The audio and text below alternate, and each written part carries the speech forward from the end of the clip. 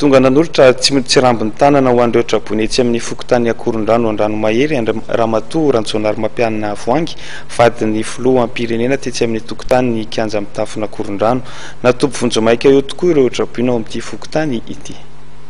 Tonga nanolotra ny voatsirambin'ny tanana ho an'ireo traboina etsy amin'ny fokontany Ankorondrano Andranomahery Rtoa Rajaonarimampianina Voahangy vadin'ny filoham-pirenena tetsy amin'ny tokotanin'ny kianja mitafon'Ankorondrano. Natobo vonjomaika eo amin'ity toeran'ity tokoa ireo traboina ao amin'ity fokontany ity. Nahitana vary, paty, menaka, voatabia amin'ny boaty ary savony natokana ho amin'ny fianakaviana miisa 500 izany fanomezana natolotry ny reniny malagasy zany. Mahatsiaro tokoa izahay fahasahirana ianareo ary noho ny fahatsapana izany fahasahirananareo zany no nampirisika anay hijery ampotony ny zavatra mitranga etsy aminareo.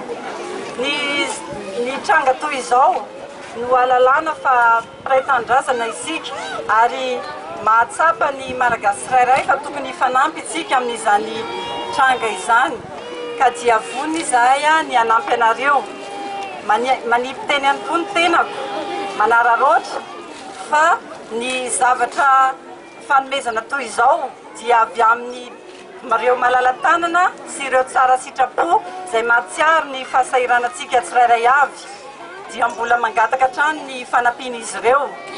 Manaraka izany dia manipy teny aho mba hatsahatra ny fanaratsiana sy ny fanalam-baraka izay atao eto amin'ny firenena.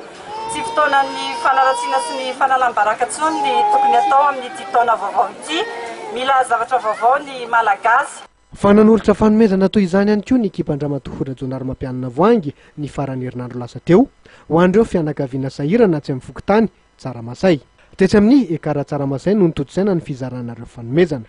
Olona manodidina ny arivo eo no nahazo tombontsoa tamin'izany avy amina tokantrano ho miisa 530 ao anivon'ny fokontany tsaramasay.